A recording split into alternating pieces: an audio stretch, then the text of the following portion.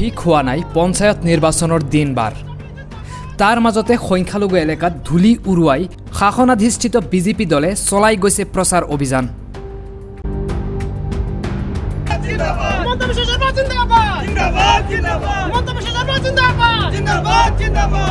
নৱগঠিত ডিং বিধানসভা সমষ্টিত বিধায়ক জিতু গোস্বামীয়ে বজালে পঞ্চায়ত নিৰ্বাচনৰ ৰণডংকা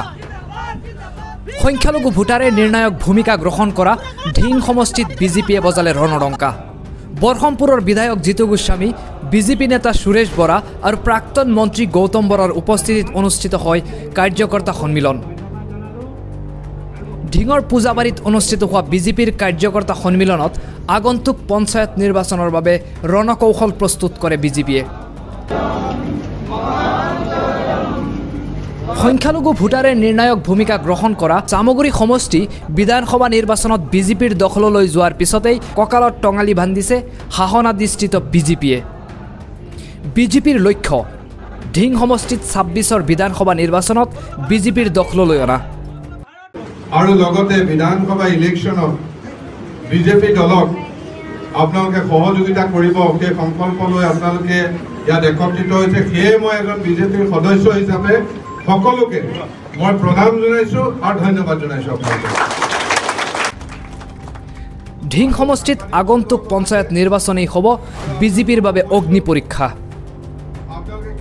বিজেপিৰ কাৰ্যকৰ্তা সন্মিলনত ডিং সমষ্টিৰ ডিং আৰু ডুমডুমীয়া মণ্ডলৰ কাৰ্যকৰ্তাৰ লগতে নগাঁও জিলা বিজেপিৰ বহু নেতা কৰ্মী উপস্থিত থাকে ডিঙৰ পৰা ইছামুদ্দিন আহমেদৰ report nation TV Rakibul Hussain ডাঙৰীয়াৰ এই সমষ্টিটো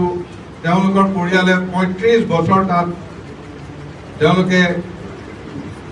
ৰাজ চলাই আছিল বা তেওঁলোকে তাত ৰাইজৰ ওপৰত শাসন চলাইছিল এই ৩৫ বছৰীয়া যি শাসন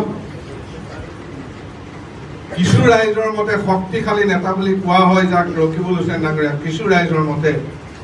সেই ৰকিবুল হুছেইন ডাঙৰীয়াৰ এই শক্তিশালী যি কোৱা হয় তথাকথিত সেই শক্তিশালী শক্তি এই জিতু গোস্বামী ডাঙৰীয়াৰ নেতৃত্বত তাত ধূলিকচাত কৰি বিপ্লৱীয় ডিং সমষ্টি আজি আমাৰ কাৰ্যকৰ্তা সন্মিলন আছিলে ডিং সমষ্টিত আগতে আমাৰ সাংগঠনিকভাৱে আমি ইমান ষ্ট্ৰং নাছিলোঁ সেইকাৰণে এইবাৰ আমাৰ নতুনকৈ আমি সাংগঠনিক দিশটো আৰু ষ্ট্ৰং কৰিবৰ কাৰণে আজি কাৰ্যকৰ্তাসকলৰ সন্মিলন আছে আৰু যিহেতু পঞ্চায়ত ইলেকশ্যন আহি আছে আমি বিচাৰিছোঁ আমাৰ কাৰ্যকৰ্তাসকল সক্ৰিয়ভাৱে আৰু ভালকৈ কাম কৰক তাৰে কামনাৰে আমি আহিছোঁ আৰু ডিঙত এবাৰ পৰিৱৰ্তনটো আমি বিচাৰিছোঁ যিহেতু ডিঙৰ ৰাইজে বিচাৰিছে পৰিৱৰ্তন কাৰণ বহুত বছৰৰ পৰা এই গোটেই এৰিয়াটোৱে এটা নেগলেক্টেড এৰিয়াৰ নিচিনা হৈ আছিলে সেইকাৰণে ইয়াৰ ৰাইজে বিচাৰিছে ইয়াৰ প্ৰত্যেকজন কাৰ্যকৰ্তাই বিচাৰিছে যে ডিঙখন নতুন গতিত আহক চৰকাৰৰ উন্নয়নৰ লগত যাওক সেই গতিৰে আমি এবাৰ আৰম্ভ কৰিছোঁ আৰু ৰণদংকা আজিৰ পৰা আৰম্ভ কৰিছোঁ এইটো পঞ্চায়তৰ ৰণদংকা মই ভাবোঁ পঞ্চায়তৰ ৰিজাল্ট যদি ভাল হয়